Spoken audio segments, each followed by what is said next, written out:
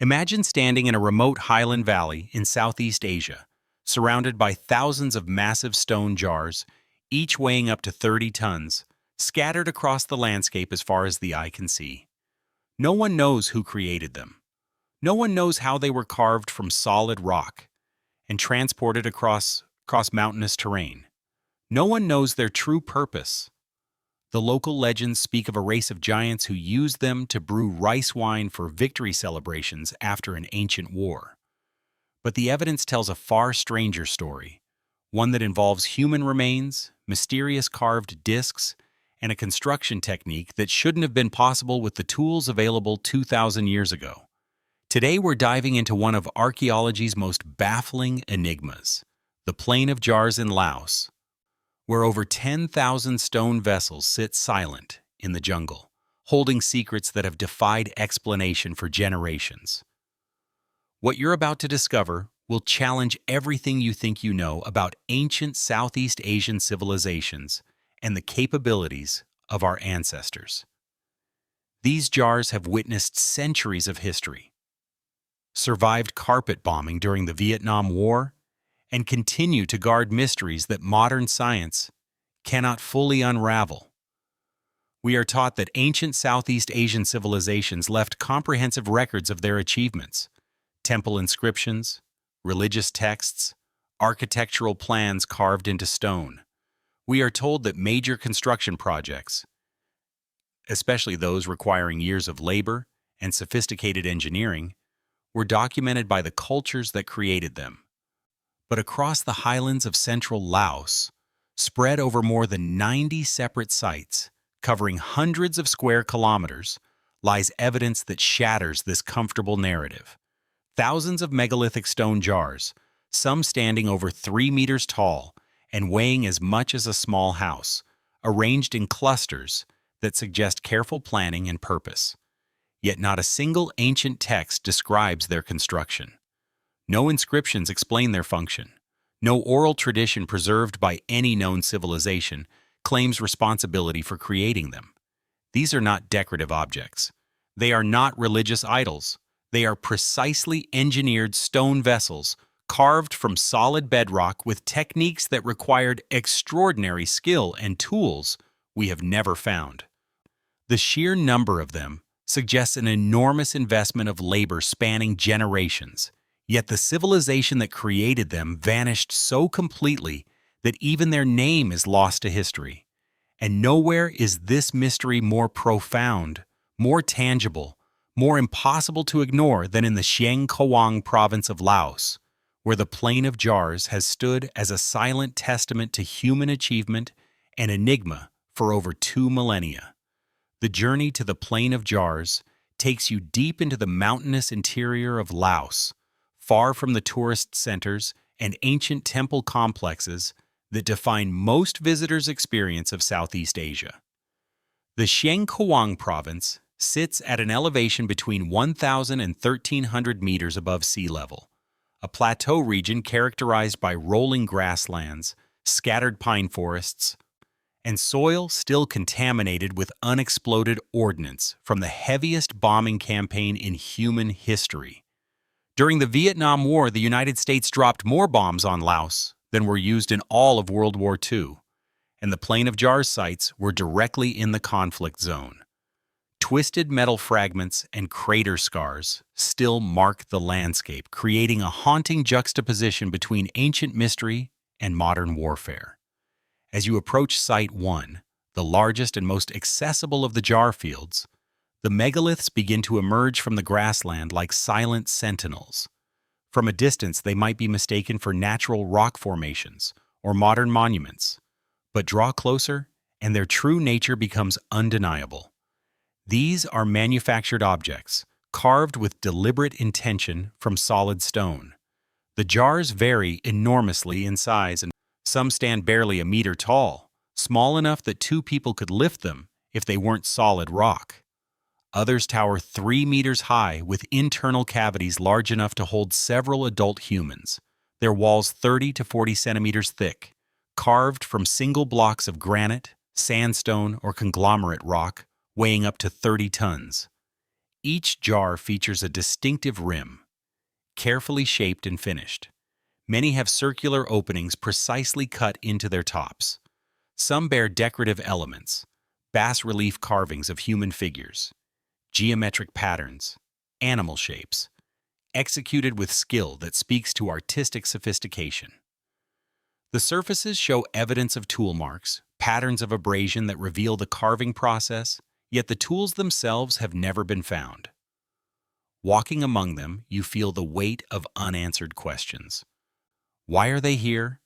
Who had the knowledge, the motivation, the organizational capacity to create something on this scale? And perhaps most troubling of all, why did they stop?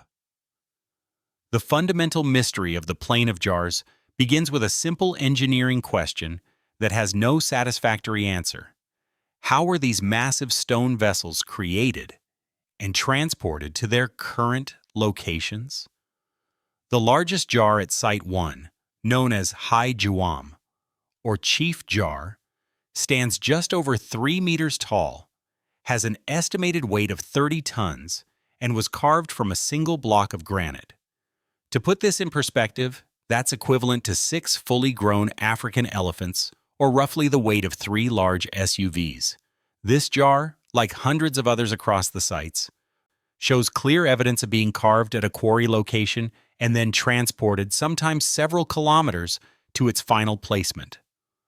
Archaeologists have identified several quarry sites in the region where partially completed jars remain attached to the bedrock, providing crucial evidence of the manufacturing process. At these quarries, the outlines of jars can be seen carved into rock faces, with channels cut around them to separate them from the parent stone. The carving technique required workers to create a deep groove around the entire perimeter of the intended jar, then gradually hollow out the interior by removing stone in a controlled, systematic manner. Studies of these unfinished jars reveal that the ancient craftsmen worked with remarkable precision, maintaining consistent wall thickness and creating smooth, even surfaces. But here's where the impossibility becomes clear. The tools required to carve granite and sandstone, with this level of precision, simply didn't exist in Southeast Asia 2,000 years ago. Granite has a hardness of 6 to 7 on the Mohs scale, making it one of the most durable stones on Earth. Bronze tools, which were the hardest metal implements available to ancient Southeast Asian cultures during the probable period of jar construction, have a hardness of only 3 to 4 on the same scale. This means bronze tools cannot effectively cut or shape granite. They are too soft and would be destroyed in the attempt. Iron tools, which are harder, were not widely available in the region until much later, and even iron struggles to carve granite with the precision evident in the jars. Modern stonemasons working with granite use tungsten carbide or diamond-tipped tools powered by pneumatic or electric equipment. These tools can cut and shape granite effectively, but the process is slow, expensive, and requires constant replacement of worn cutting surfaces. The idea that ancient workers could achieve similar results using only primitive hammerstones and bronze or iron chisels seems functionally impossible. In 2009, a team of experimental archaeologists attempted to replicate the carving of a single small jar using tools that would have been available to ancient cultures. After 6 months of intermittent work, they had managed to create only a rough hollow in a sandstone block, nowhere near the refined finish and precise dimensions of the authentic jars. The transportation problem compounds the engineering impossibility. Many of the jars sit several kilometers from the nearest identified quarry site. The terrain between quarries and jar sites includes steep slopes, stream crossings, and dense vegetation. Moving a 30-ton stone object across this landscape would require either an enormous workforce coordinating the use of rollers, ropes, and levers, or some alternative technique that leaves no archaeological evidence. No ancient roadways connecting quarries to jar sites have been discovered. No wooden rollers, rope fragments, or lever systems have been found. The methodology remains completely unknown. Perhaps most puzzling is the precision of the interior hollows. Many jars feature perfectly cylindrical interior chambers with smooth walls and carefully finished bases. Creating a hollow cavity inside a solid block of stone is extraordinarily difficult, far more challenging than carving external surfaces. The worker must reach into the confined space, remove material without creating fractures, and maintain consistent wall thickness throughout. One mistake, one crack propagating through the stone, and months or years of work would be ruined. Yet hundreds of these jars achieved this result. The failure rate must have been remarkably low, suggesting either extraordinary skill, advanced techniques we don't understand, or both. What do you think? How could ancient people, working without metal tools, hard enough to cut granite efficiently, create thousands of precisely carved stone jars weighing up to 30 tons each? Does the evidence suggest techniques lost to history? Or are we underestimating the capabilities of ancient cultures? Share your thoughts in the comments below. According to mainstream archaeological consensus, the Plain of Jars was created sometime between 500 BCE and 500 CE, placing the construction during the Southeast Asian Iron Age. This dating is based primarily on artifacts found in excavations around the jar sites, including glass beads, ceramic fragments, and bronze objects that correspond to known cultural periods in the region. French archaeologist Madeleine Colani conducted the first systematic study of the sites in the 1930s, excavating burial caves near the jar fields and recovering human remains along with grave goods that she dated to approximately 2,000 years ago. Her work established the foundational timeline that most archaeologists still reference today. However, this dating methodology has significant limitations that create uncertainty about when the jars were actually constructed. The artifacts found near the jars tell us when people were using the sites, but not necessarily when the jars themselves were carved. This is a crucial distinction. Imagine finding a Roman coin beneath Stonehenge. It would tell you Romans visited the site, but not that Romans built Stonehenge. The same logical problem applies to the Plain of Jars. The glass beads, ceramics, and bronze objects discovered in the vicinity prove that people from the Iron Age interacted with the jars, but they don't prove those people created the jars. Radiocarbon dating, the most reliable method for determining the age of organic materials, has been attempted on charcoal and bone fragments found in association with some jars. These tests have yielded dates ranging from 1240 BCE to 660 CE, a span of nearly 2,000 years. This enormous range suggests either that the sites were used continuously over many centuries, or that different jar fields were created at different times, or that the organic materials being dated have no direct relationship to jar construction. None of these scenarios provides clarity about the actual age of the megaliths themselves. The jars present a dating challenge that archaeologists call the terminal problem, the inability to directly date stone objects. Unlike wood, bone, or organic materials, rock contains no carbon that can be measured through radiocarbon analysis. The stone that forms the jars could be millions of years old geologically, but that tells us nothing about when humans carved it into its current shape. Some researchers have attempted to use weathering patterns and erosion analysis to estimate how long the carved surfaces have been exposed to the elements. But these methods are notoriously unreliable. Weathering rates vary enormously based on local climate conditions, stone composition, vegetation cover, and exposure to wind and rain. Adding to the confusion, the jars show dramatically different levels of surface weathering. Some appear relatively fresh, with sharp edges and clearly visible tool marks. Others are heavily eroded, their surfaces pitted and worn, their decorative carvings nearly obliterated by centuries or millennia of exposure. If all the jars were created during the same historical period, they should show roughly equivalent weathering.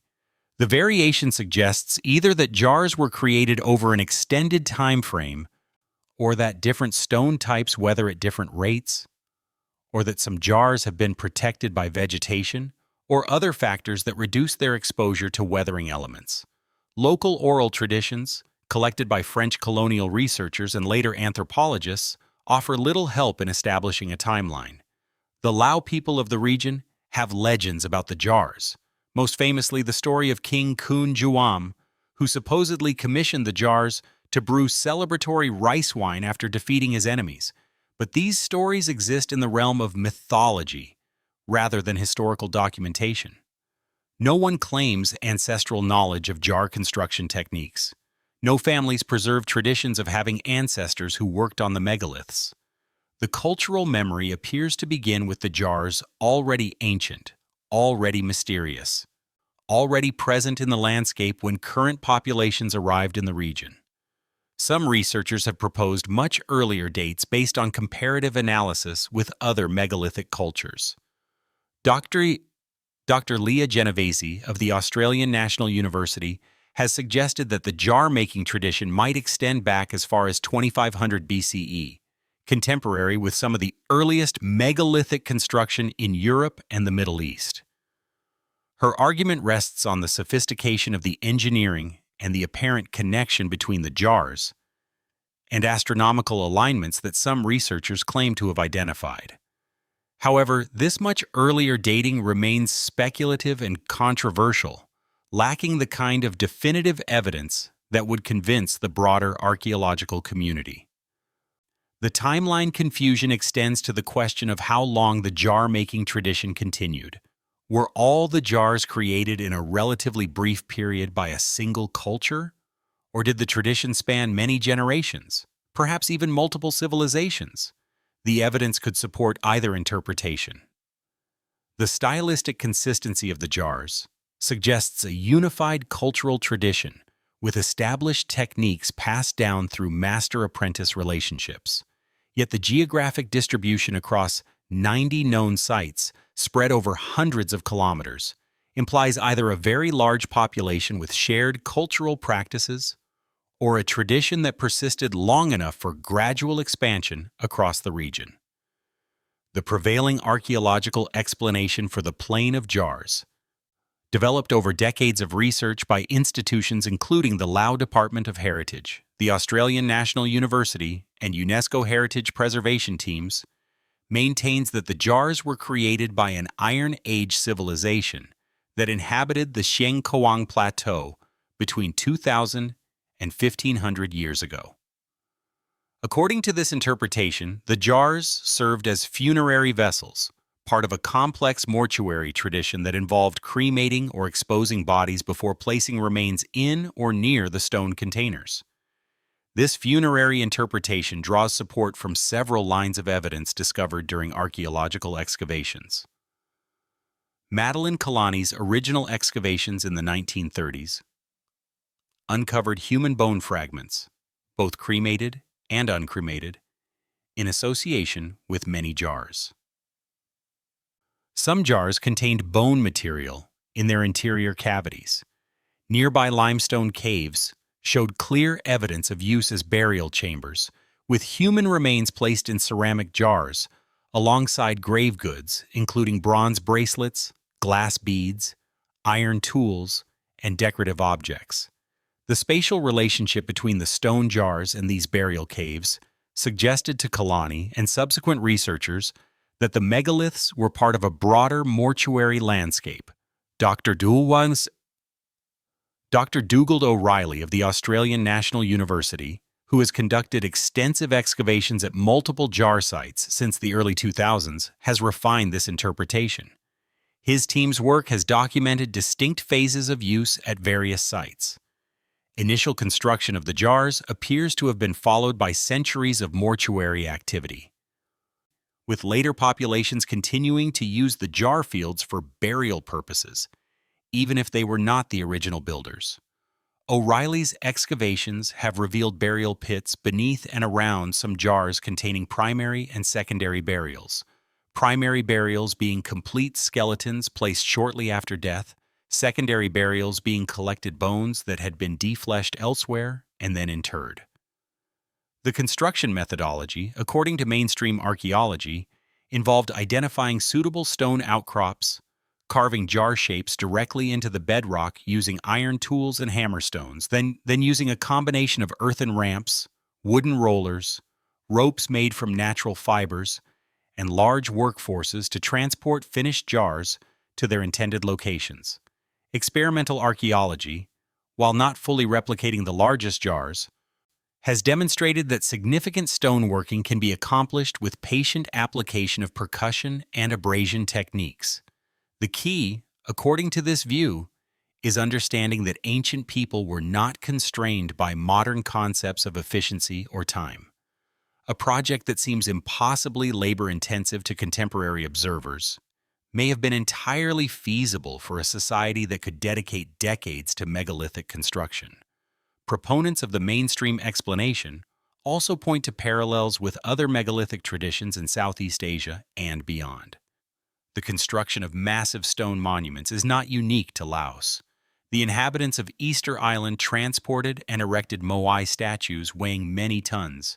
The builders of Stonehenge moved blue stones from quarries over 200 kilometers away. The creators of the stone spheres of Costa Rica carved nearly perfect spherical boulders from solid rock. In each case, the engineering challenges appeared impossible until researchers demonstrated or theorized plausible methods using available technology. The Plain of Jars, according to this perspective, represents another example of ancient humans achieving remarkable results through determination, organization, accumulated knowledge, and sustained effort. Dr. Julie Vandenberg, a mortuary archaeologist who has studied Southeast Asian burial practices, emphasizes the cultural context that would make such an enormous investment in funerary architecture comprehensible.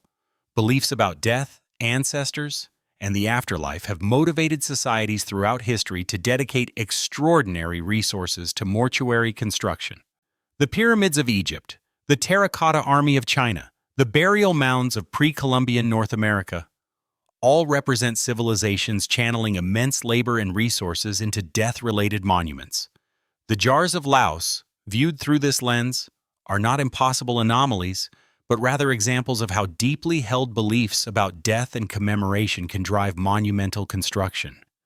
Despite the reasonable framework provided by mainstream archaeology, significant contradictions and unanswered questions prevent the funerary explanation from fully satisfying the evidence. The first major problem concerns the distribution and arrangement of the jars themselves. If the megaliths served primarily as funerary vessels, we would expect to find human remains in or directly associated with most jars. However, the actual archaeological evidence shows that only a small percentage of jars contain or contained human remains. The majority of jars, when excavated, were found empty or containing only soil and debris that accumulated naturally over centuries. This absence of remains creates a logical difficulty. If a culture invested enormous resources to create thousands of stone vessels specifically for mortuary purposes, why do so few of them contain evidence of that use?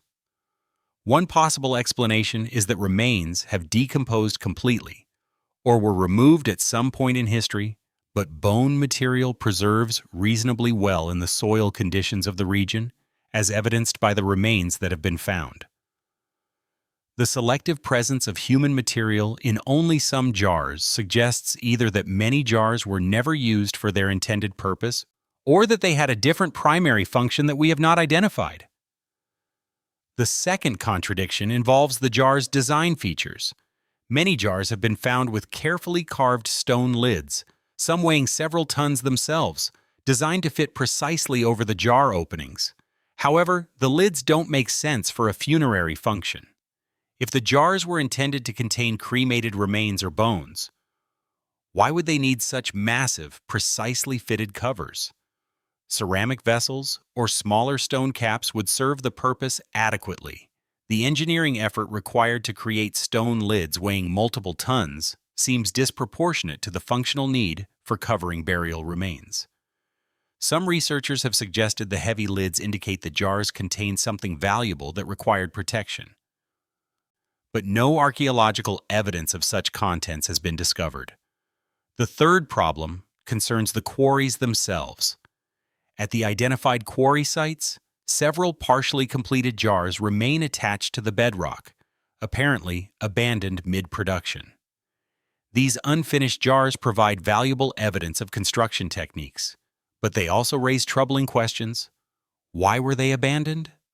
One large jar at a quarry site near Bonfacao shows evidence of a crack that developed during carving, a clear explanation for why that particular jar was left unfinished. But other abandoned jars show no obvious flaws or damage. They simply appear to have been left incomplete, as if the entire jar-making enterprise suddenly ceased before all planned jars could be finished. This pattern of abandonment suggests that jar production ended abruptly, possibly due to some catastrophic event, social upheaval, or environmental change that disrupted the culture responsible for creating them. If the jar-making tradition had ended gradually through natural cultural evolution, we would expect to see a declining number of sites from later periods, with the final jars showing simplified designs or reduced craftsmanship.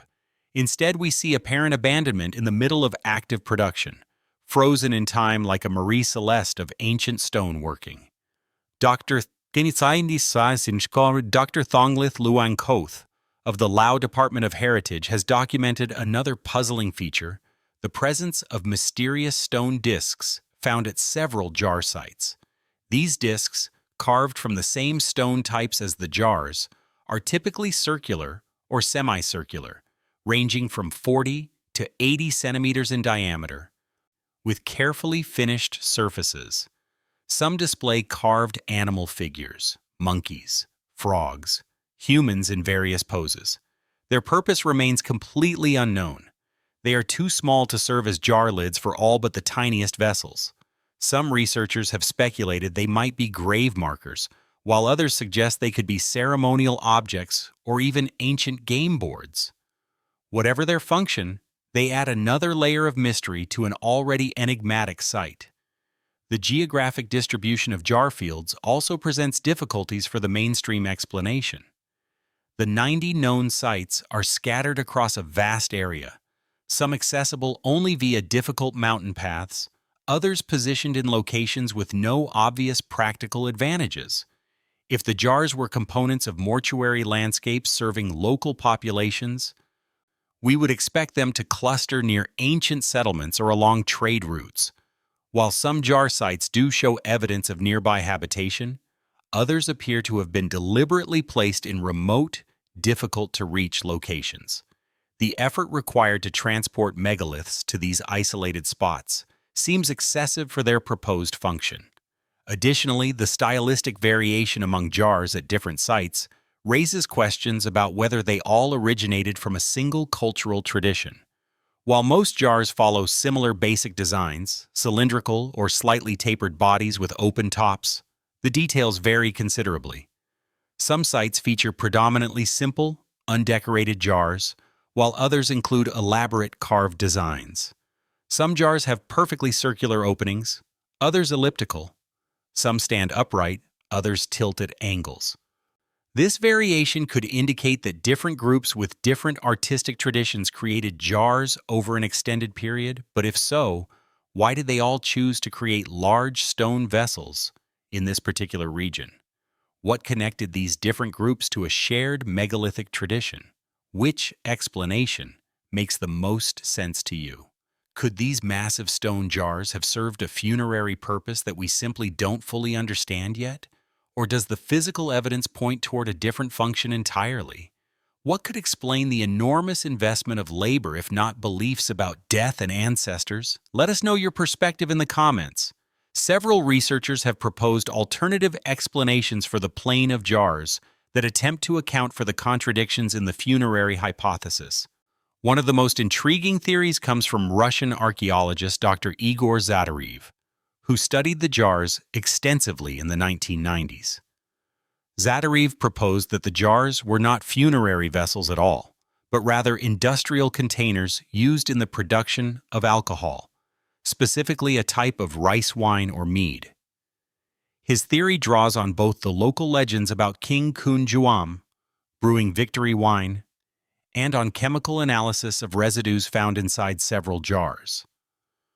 Zadarev's team conducted testing on materials scraped from jar interiors and claimed to have identified organic compounds consistent with fermented beverages, though these findings have not been independently replicated with modern analytical techniques.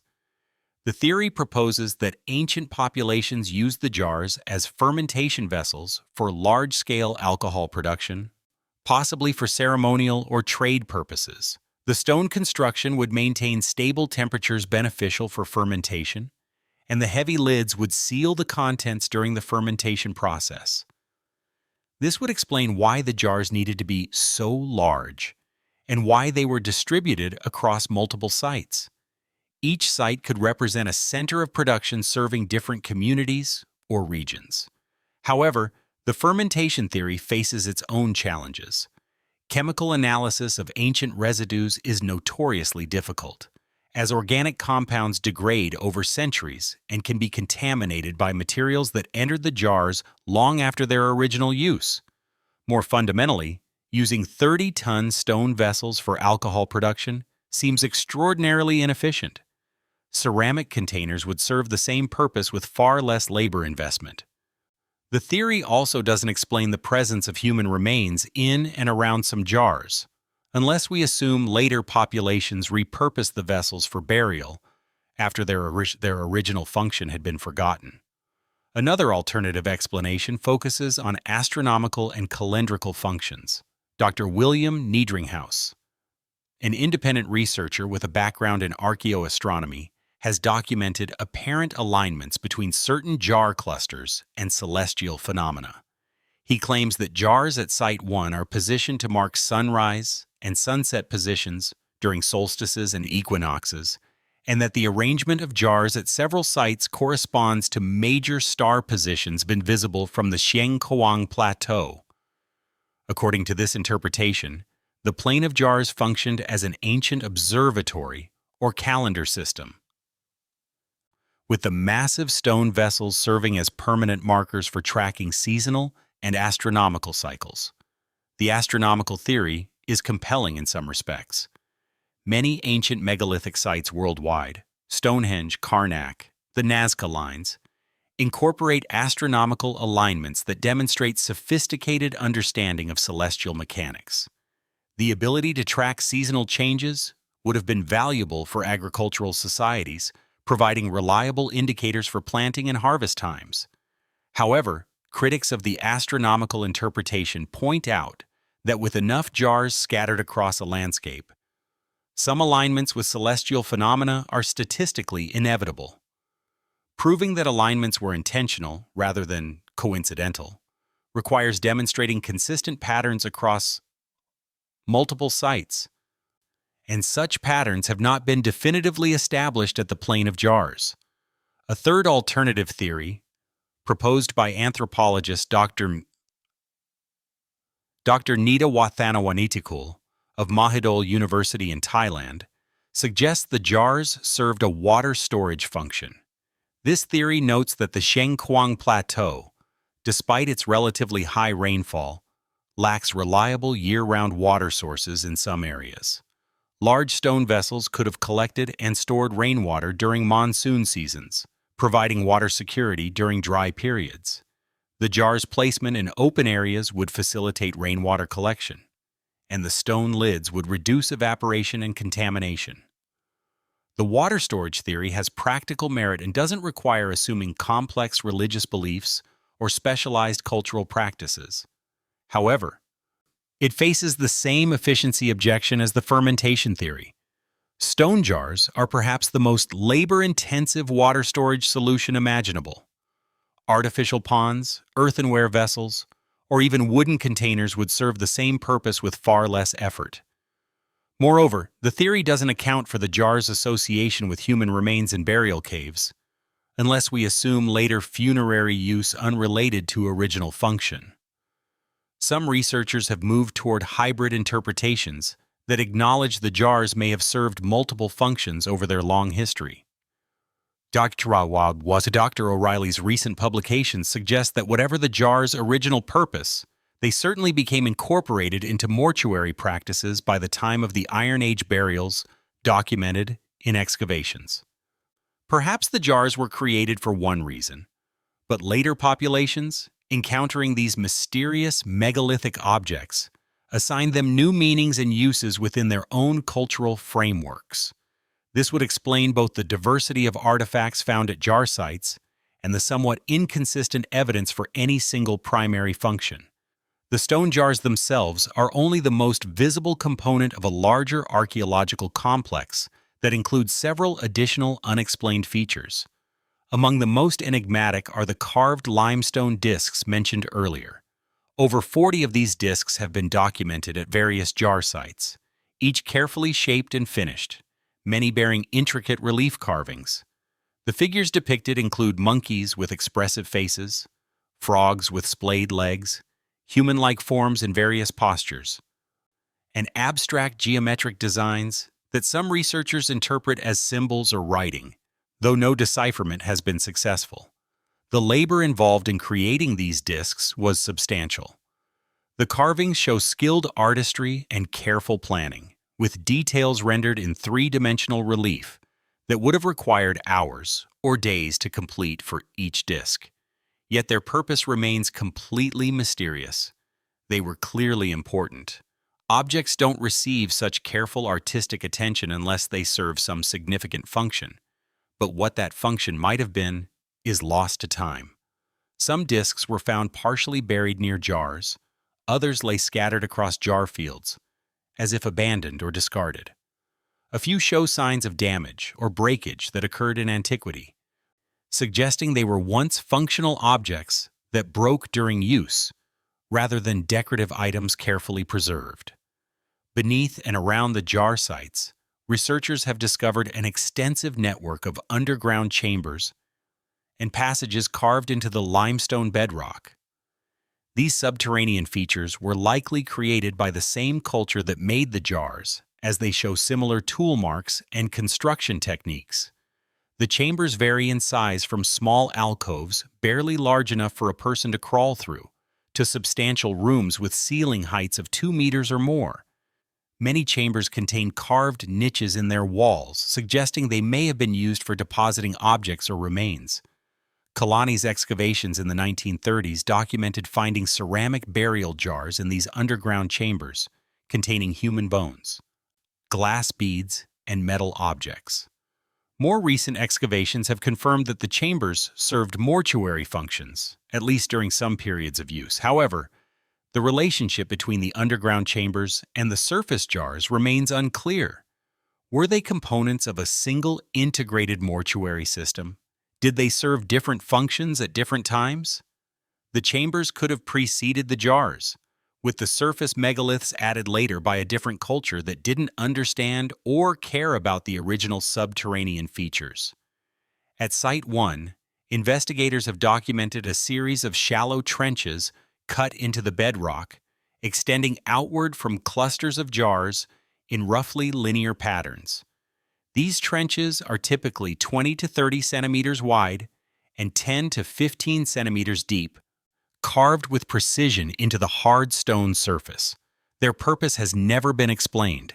Some researchers speculate they might have been channels for liquid drainage, perhaps related to the fermentation theory, but the trenches don't appear to connect to any collection points or follow topography in ways that would facilitate drainage. Others suggest they might have had astronomical significance, serving as sighting lines for celestial observations, but this interpretation is largely speculative. Another peculiar feature found at several sites consists of circular depressions carved into large flat stones near jar clusters. These depressions are bowl-shaped, typically 10 to 20 centimeters in diameter and several centimeters deep, with smooth, carefully finished interiors. They resemble the cupules found at ancient sites worldwide, small carved cups whose purpose remains debated across multiple archaeological contexts. Theories about cupules range from their use in games or counting systems to interpretations as religious offerings or astronomical markers. At the Plain of Jars, their proximity to the megaliths suggests some functional or symbolic relationship, but the specifics remain unknown. Perhaps most intriguingly, several jar sites feature what appear to be quarry markers or construction planning diagrams, geometric patterns and lines carved into bedrock that don't correspond to any finished structural element. At the Bonfakeo quarry site, a large flat rock surface displays a complex arrangement of carved lines forming rectangles, circles, and interconnected geometric shapes. Some researchers interpret these as blueprints or planning layouts used to coordinate jar production, while others suggest they might be symbolic or ceremonial in nature. The fact that they were carved into bedrock, requiring substantial effort, indicates they served some important purpose beyond casual doodling or temporary markings. Today, the Plain of Jars stands at the intersection of archaeological investigation, heritage preservation, and unexploded ordnance clearance. The intense bombing that the region endured during the Vietnam War left an estimated 80 million unexploded cluster munitions scattered across Xieng Khoang province, making archaeological excavation extremely dangerous. Many jar sites remain inaccessible due to UXO contamination, their secrets literally buried beneath layers of modern warfare's deadly remnants. Despite these challenges, research continues with support from UNESCO, which has recognized the Plain of Jars as a World Heritage Site since 2018. This designation has brought increased international attention and funding for both archaeological study and UXO clearance operations. The Mines Advisory Group and other organizations work systematically to clear unexploded ordnance from priority areas, allowing archaeologists safe access to sites that have been too dangerous to study for over 50 years. Dr. O'Reilly's ongoing excavation project, in collaboration with Lao and Australian researchers, has employed ground-penetrating radar and magnetometry to map subsurface features at several jar sites without disturbing the ground. These non-invasive techniques have revealed previously unknown burial chambers, stone structures, and anomalies that suggest extensive archaeological deposits remain unexplored. The team plans systematic excavations as areas are cleared of UXO, with the goal of recovering datable organic material and artifacts that might clarify when the jars were created and by whom. Advanced analytical techniques, unavailable to earlier researchers, are being applied to existing collections of artifacts and human remains from the sites. DNA analysis of bone material from burial contexts is providing insights into the genetic ancestry and population relationships of the people who used the jar sites, even if they weren't the original builders. Isotope analysis of teeth and bones reveals information about diet and geographic origins, potentially indicating whether jar-using populations were local inhabitants or people who migrated into the region. Radiocarbon dating with modern accelerator mass spectrometry can produce ages from tiny samples of organic material, allowing researchers to date artifacts without destroying significant specimens. Three-dimensional laser scanning has created precise digital models of dozens of jars, capturing their exact dimensions, surface features, and tool marks. These digital models allow researchers anywhere in the world to study the jars in detail without traveling to Laos, and they preserve exact records of the megalith's current condition for future comparison if weathering or damage occurs. Analysis of the scanning data has revealed patterns in jar construction, consistent proportions, recurring design elements, standardized techniques that suggest formal training and transmission of specialized knowledge among jar makers. Collaborative efforts between materials scientists and archaeologists are examining the stone composition of jars and comparing it with potential quarry sources. Different quarries in the region contain stone with distinctive mineral signatures that can be identified through chemical and microscopic analysis. By matching jar stone compositions with specific quarries, researchers can map the transportation routes used to move finished jars from creation sites to final locations. providing insights into the organizational capabilities and geographic range of jar-making populations. Climate reconstruction studies using paleoclimate data from sediment cores, tree rings, and other environmental proxies are revealing what conditions were like in central Laos during the probable period of jar construction. Understanding ancient rainfall patterns, vegetation cover, and temperature regimes helps archaeologists model the environmental context in which jar-making cultures lived, potentially explaining why they invested so heavily in megalithic construction and what advantages jar sites might have offered. Despite all these modern techniques and ongoing research, the fundamental mysteries endure. No evidence has definitively identified who built the jars. No discovery has conclusively explained their purpose. No breakthrough has clarified the construction techniques with certainty. The Plain of Jars continues to withhold its secrets, offering tantalizing clues, while the complete picture remains frustratingly out of reach. Standing among the stone jars of Xiangkhouang province, you cannot help but feel the weight of deep time pressing down. These objects have endured for 2 millennia or more, silent and inscrutable, witnessing the rise and fall of kingdoms whose names we no longer remember. They survived warfare that would have destroyed almost any modern structure, bombs that left craters around them while the jars themselves remained largely intact, testaments to the skill of their unknown creators. What knowledge was lost when the jar-making tradition ended? What techniques? What organizational systems? What cultural meanings vanished with the civilization that carved these megaliths? Perhaps the most humbling aspect of the Plain of Jars is how little we truly understand despite decades of study by trained experts using sophisticated analytical tools. We can describe the jars, measure them, analyze their stone composition, excavate around them, but we cannot say with certainty why they were created or who created them. This uncertainty reminds us that human history is not a complete record, but rather a fragmentary collection of surviving evidence, with vast gaps where knowledge has been irretrievably lost. The ancestors who built these jars possessed engineering capabilities and organizational sophistication that we struggle to replicate even with modern advantages. Their achievement stands as a monument not just in stone, but in the questions it forces us to confront about our assumptions regarding ancient capabilities. The mysteries of Laos, however, represent only one thread in a global tapestry of ancient enigmas. Across the world, from remote islands to desert landscapes, from mountain peaks to coastal plains, other archaeological sites challenge our understanding with equal force. What connects these mysteries is a recurring pattern, evidence of ancient peoples achieving what seems impossible, leaving behind questions that resist all attempts at definitive answers. And if the stone jars of Southeast Asia seem to defy explanation, what we're about to explore next will push the boundaries of credibility even further. Thousands of miles to the west, in the deserts of the Middle East, lie structures so ancient that they predate the first pharaohs by thousands of years.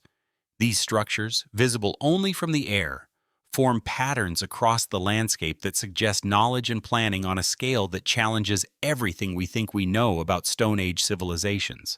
The mystery of who built them and why remains one of archaeology's most profound unsolved questions. We are taught that prehistoric humans lived in small, mobile bands, that before the agricultural revolution, our ancestors lacked the organizational capacity for large-scale coordinated projects. We are told that complex social structures, requiring centralized planning and mass labor mobilization, only emerged after people settled into permanent villages and developed hierarchical societies. But scattered across the deserts of the Middle East, from Syria to Saudi Arabia, from Jordan to Kazakhstan, lie thousands of massive stone structures whose construction required coordination among hundreds or thousands of people. These structures, known as desert kites, consist of stone walls extending for kilometers across barren landscapes, carefully designed with precise geometry to funnel wild animals into killing zones where entire herds could be slaughtered simultaneously. The oldest of these structures date to approximately 9,000 years ago, placing them in the early Neolithic period when agriculture had barely begun, and most human populations still relied primarily on hunting and gathering. Yet the engineering sophistication evident in desert kites rivals anything built in later periods. The walls follow topography with strategic precision, taking advantage of natural features to guide animal movement. The killing zones incorporate enclosures and pits designed to trap animals with no escape. The overall layouts, when viewed from above, demonstrate understanding of animal behavior, geography, and large-scale spatial planning that seems impossibly advanced for the supposedly primitive people who built them. And nowhere is this sophistication more evident than in the structures found throughout the Arabian Peninsula and the Levant, where desert kites have stood for nearly 10,000 years. Their purpose unmistakable, but their builders' identities lost to the depths of prehistory. The desert kites are scattered across some of the most inhospitable terrain on Earth. In the basaltic deserts of eastern Jordan, where summer temperatures exceed 50 degrees Celsius and rainfall measures less than 50 millimeters per year, hundreds of kite structures stretch across volcanic rock fields. The landscape appears lifeless, expanses of black stone broken only by occasional thorny shrubs and the bleached bones of animals that perished seeking water. Yet this harsh environment was once different. 9,000 years ago, during a wetter climatic period called the Holocene climatic optimum, these regions supported grasslands where herds of gazelle, wild ass, and other prey animals migrated seasonally. The kites themselves are difficult to perceive from ground level. Standing next to one of the structure's walls, you see only a low line of stones, typically less than a meter high, extending across the desert surface.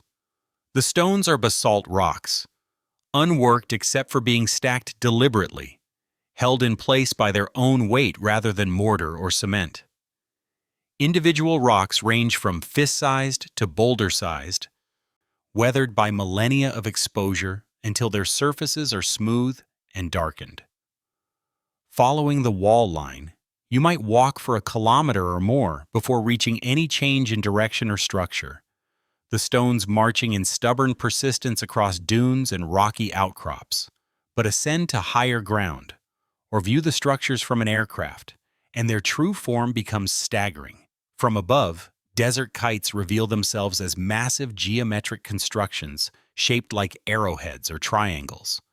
Long parallel walls, called guiding walls or antennae, extend outward from a central enclosure, sometimes reaching lengths of 5 kilometers or more.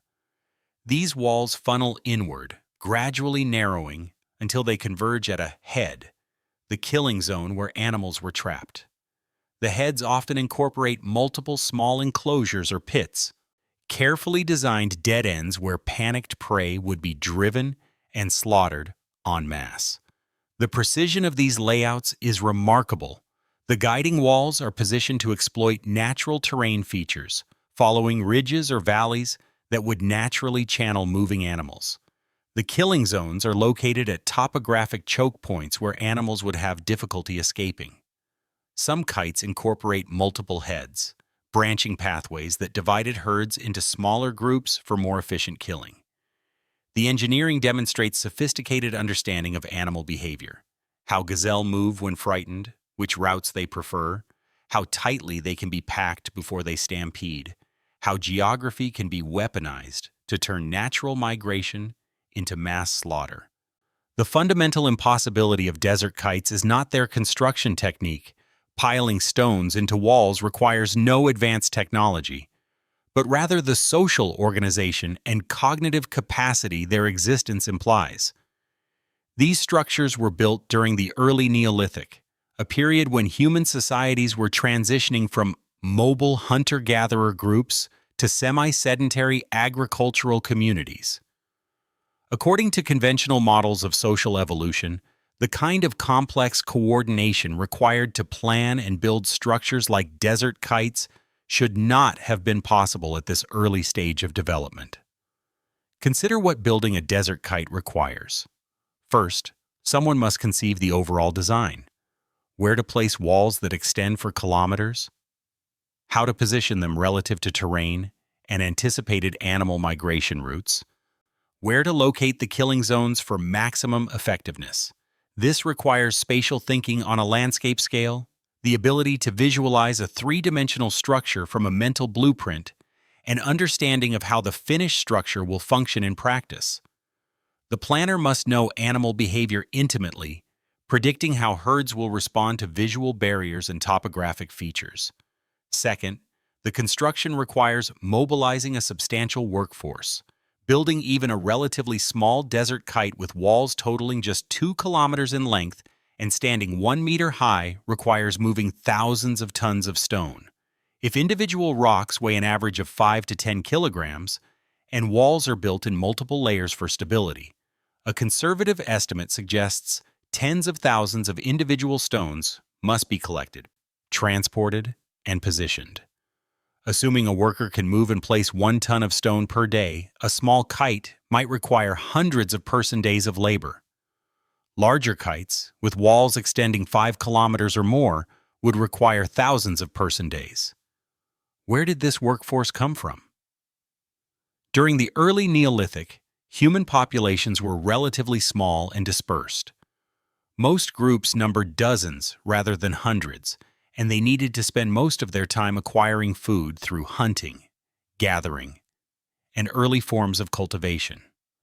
Assembling a workforce of 50 to 200 people specifically for kite construction would require drawing from multiple groups, coordinating their arrival at construction sites, providing food and water for workers during the building period, and maintaining organization and labor discipline over weeks or months.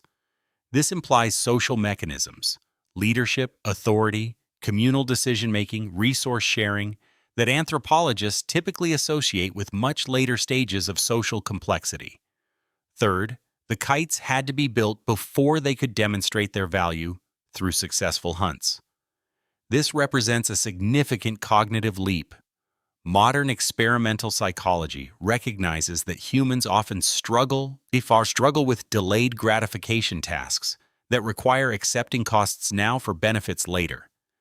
Building a desert kite meant investing substantial labor with no immediate return, based on faith that the structure would eventually enable successful hunting.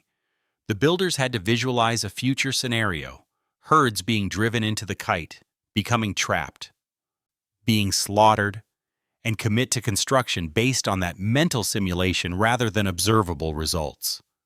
The distribution of desert kites compounds these puzzles. Over 5,000 individual structures have been documented across the Middle East, with new ones discovered regularly as satellite imagery improves. They span a geographic range of approximately 3 million square kilometers, from the Sinai Peninsula to western Kazakhstan. This distribution indicates either that the knowledge of kite construction spread rapidly across an enormous area through cultural diffusion, or that many different groups independently invented similar technologies, or that a far more widespread culture than previously recognized existed during the early Neolithic. Each of these possibilities challenges conventional archaeological models in different ways. How do you explain the existence of these massive, sophisticated structures built by supposedly primitive Stone Age peoples? Does this evidence suggest that we've underestimated the cognitive and organizational abilities of Neolithic humans? Or could there be alternative explanations we haven't considered? Share your thoughts below. Dating desert kites presents significant methodological challenges, similar to those encountered with the Plain of Jars.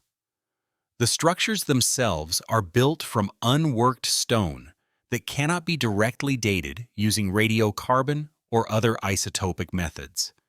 Instead, archaeologists must date organic materials found in association with the kites: charcoal from fires near walls, organic material incorporated into wall construction, animal bones from killing zones, and infer that these materials relate to the original construction or use of the structures.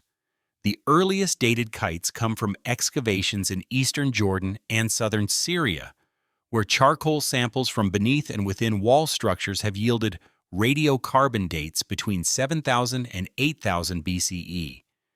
These dates place kite construction firmly within the pre-pottery Neolithic B period, a transformative era in human history when agriculture was spreading throughout the Fertile Crescent.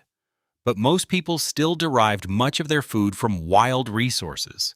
The implications are profound. People were building massive hunting infrastructure at the same time they were beginning to domesticate plants and animals. However, dating organic material associated with stone structures is fraught with problems. Charcoal found near a wall might date from original construction fires, or it might come from later fires unrelated to the kite. Animals might have died in a kite during its active use period, or they might have died there centuries later after the structure was abandoned. Organic material incorporated into walls during construction provides more reliable dating, but such material is rarely preserved in arid desert environments where decomposition of organic matter is rapid and thorough. Some researchers have attempted to use cosmogenic nuclide dating, a technique that measures radioactive isotopes produced when rocks are exposed to cosmic radiation, to estimate how long kite stones have been sitting on the desert surface. Preliminary results suggest that many kites may be even older than radiocarbon dates indicate, possibly extending back 10,000 years or more. However, this technique is still being refined, and its application to archaeological contexts remains controversial. The chronology of kite use is equally uncertain. Some structures show evidence of continuous or intermittent use over millennia, with repairs and modifications indicating that knowledge of their purpose persisted long after original construction. Other kites appear to have been built and used briefly before abandonment, suggesting rapid changes in hunting strategies, animal migration patterns, or human population dynamics. The diversity of dates from different kite complexes indicates that not all were built simultaneously, but rather that the tradition of kite construction and use extended over thousands of years. Environmental reconstruction studies reveal that the period of primary kite construction corresponded with climate conditions substantially different from today's arid deserts. Between 9,000 and 6,000 BCE, the Middle East experienced higher rainfall and more extensive vegetation than at any time since. Seasonal lakes formed in now dry basins.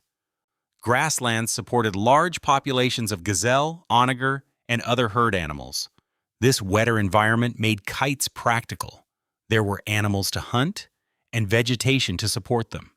As the climate gradually dried between 6,000 and 4,000 BCE, kite use apparently declined, with structures being abandoned as prey populations diminished and human populations shifted toward greater reliance on domesticated animals. This correlation between climate, environment, and kite chronology provides context for why the structures were built when they were. But it doesn't reduce the mystery of how early Neolithic people developed the cognitive and organizational capacities to build them.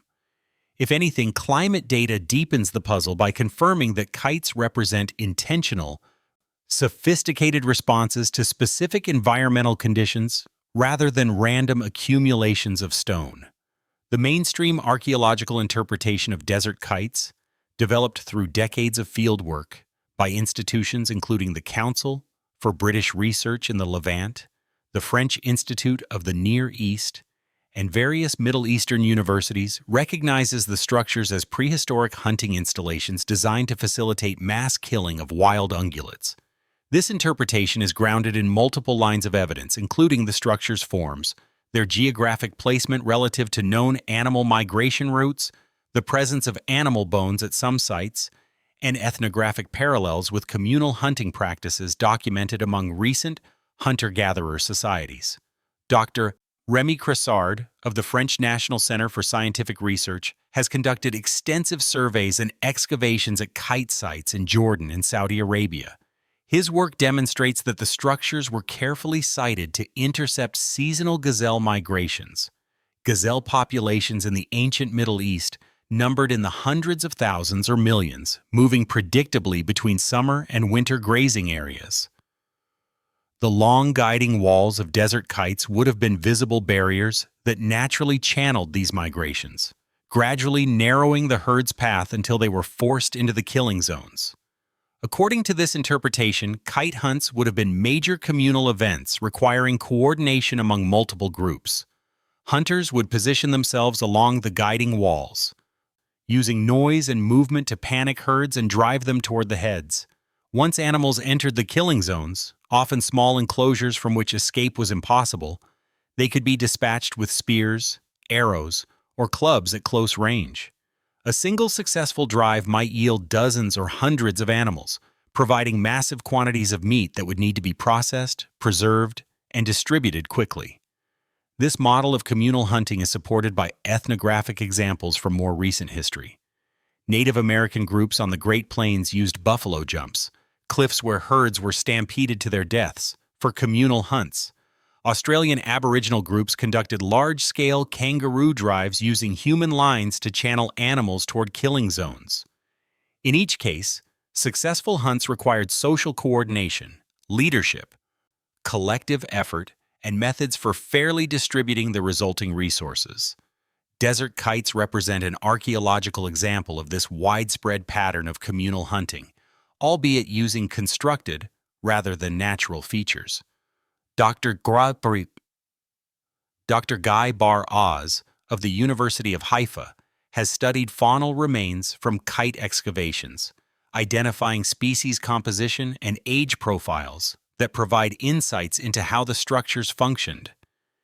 His analysis shows that some kites captured mixed herds, including juveniles and adults of both sexes, consistent with intercepting migrating populations. The non-selective nature of the kills, taking all animals regardless of age or condition, differs from typical individual hunting where hunters target specific animals. This indiscriminate slaughter is characteristic of mass killing events where quantity matters more than quality. The construction timeline, according to mainstream archaeology, likely involved episodic building over generations rather than single intensive efforts. A community might build part of a kite one season, use it for a hunt, then add extensions or improvements in subsequent years as labor and resources allowed. This model of gradual accretion explains how substantial structures could be built without requiring enormous simultaneous labor mobilization. Over decades or centuries, modest annual investments would accumulate into the massive structures visible today.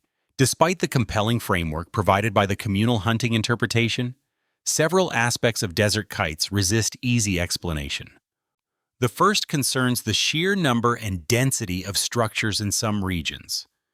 In parts of eastern Jordan, kites are spaced just a few kilometers apart, creating a dense network of hunting installations. If each kite required years to build, and could only be used effectively during specific seasons when animals migrated through, why would communities build so many in such proximity? The investment seems to vastly exceed any plausible return in food acquisition. One possible answer is that kites were territorial markers, with different groups building structures to claim particular hunting grounds. But this explanation requires assuming a level of territorial behavior and intergroup competition that is difficult to verify archaeologically. Moreover, many kites show no evidence of defensive features or the kind of positioning that would make sense for territorial boundaries. They seem designed purely for hunting efficiency rather than social demarcation. The second contradiction involves the killing zones themselves. Excavations at numerous kite heads have recovered surprisingly few animal remains given the structure's supposed function. If kites were used successfully for mass hunts over extended periods, we would expect killing zones to contain dense accumulations of bones, representing hundreds or thousands of animals. Some sites do show such deposits, but many others are nearly devoid of faunal remains, despite being otherwise well preserved. Either most kills happened without leaving archaeological traces, unlikely given how well bone preserves in arid environments, or many kites were never successfully used for hunting. This absence of expected faunal assemblages has led some researchers to question whether all structures identified as kites actually served hunting functions. Perhaps some were built based on the hunting model but failed to intercept migrations, rendering them useless white elephants that consumed labor without producing returns. Or perhaps some structures that resemble kites from above actually served different purposes: water management, livestock control in later periods, territorial demarcation, and only coincidentally share the characteristic kite morphology. The third problem concerns the cognitive demands of kite construction in relation to what we understand about early Neolithic cognitive abilities. Planning a structure that extends kilometers across a landscape requires mental capacities that were once thought to be exclusive to anatomically modern humans of recent millennia. The builders had to maintain a mental map of terrain features, visualize how the structure would channel animal movement, coordinate construction across spatially distributed work sites, and transmit the overall plan to multiple workers who might not be able to see the entire structure taking shape. This requires what cognitive archaeologists call working memory capacity, spatial reasoning, and theory of mind, abilities to hold complex information in consciousness, reason about spatial relationships, and understand how others perceive and think about shared tasks. Dr. Thomas Wynn, a cognitive archaeologist at the University of Colorado, has argued that the executive function demands of building desert kites approach or exceed those required for any Stone Age technology. If early Neolithic people possessed these cognitive capacities, why don't we see similar evidence of complex planning in other aspects of their material culture? Their tools were relatively simple. Their architecture, where it survives, is basic. Their artwork, while evocative, is not technically sophisticated. Yet their hunting installations demonstrate planning capacities that would not seem out of place in modern landscape engineering. A fourth mystery involves the apparent abandonment of kite technology. By approximately 4000 BCE, most kites had ceased to be actively maintained or used. In subsequent millennia, as Bronze Age and Iron Age societies developed in the same regions, they apparently never revived kite hunting despite having far larger populations and more advanced technologies. Why would a technique that had been successful enough to justify building thousands of structures across an entire region be completely abandoned and forgotten? The obvious answer is environmental change. Declining rainfall reduced prey populations, making kites inefficient. But this doesn't fully explain why the knowledge itself was lost rather than preserved for potential future use. Some researchers have proposed that at least some desert kites served functions beyond, or instead of hunting. Dr. David Kennedy of the University of Western Australia, who has conducted extensive aerial surveys documenting Middle Eastern kites, suggests that certain structures may have been used for corralling wild animals to facilitate their eventual domestication rather than for immediate slaughter. This theory notes that some kite heads feature design elements: low walls, multiple exit points, more open configurations that seem ill-suited for efficient killing but would allow animals to be held temporarily. The domestication theory is intriguing because it addresses the timing paradox. Desert kites appear during the exact historical period when humans were domesticating multiple animal species including sheep, goats, cattle, and pigs. Perhaps kites represented an intermediate stage in this process, a technology for capturing and controlling wild animals that later evolved into full domestication. Some kites could have functioned as proto-corrals, where wild stock was held, selectively bred, and gradually transformed into domestic animals. This would explain why kite technology was abandoned. Once fully domesticated animals became available, the labor-intensive process of capturing wild stock was no longer necessary. However, the domestication theory faces significant challenges. The primary species identified in kite faunal assemblages are gazelle and onager, neither of which was successfully domesticated by ancient Middle Eastern peoples despite thousands of years of coexistence. If kites were intended to facilitate domestication, Why do they appear associated with species that ultimately resisted domestication, while showing no clear connection to the species that were successfully domesticated? Another alternative interpretation focuses on the social and ritual dimensions of kite construction and use. Anthropologist Dr. James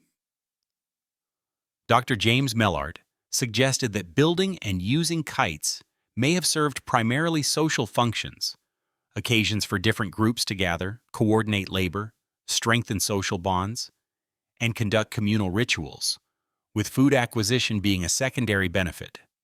In this view, the kites themselves are physical manifestations of social relationships, monuments to collective identity, similar to ceremonial architecture in other cultures. This social interpretation helps explain why so many kites were built, even in areas where prey was not particularly abundant. The structures would represent investments in social capital rather than purely utilitarian hunting technology. The communal hunts themselves would be anticipated events bringing together dispersed populations for celebration, feasting, mate selection, information exchange, and alliance building. The fact that some kites show evidence of long-term maintenance and modification supports this interpretation. Communities returning generation after generation to the same structures for social gatherings, even if actual hunting success was inconsistent. A more speculative theory, proposed by independent researcher Ted Banning, suggests that some kite structures may encode astronomical knowledge or serve as landscape markers for navigation and territorial definition.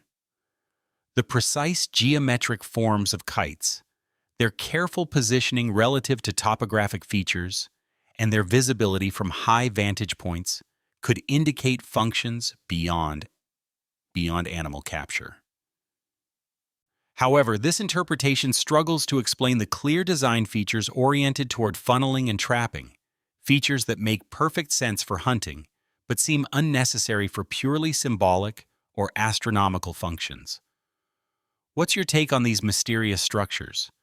Were they purely practical hunting tools that demonstrate remarkable ancient engineering? Or might they have served additional social, ritual, or even symbolic purposes? Could they represent an intermediate stage in animal domestication that we're only now beginning to recognize? Share your interpretation in the comments.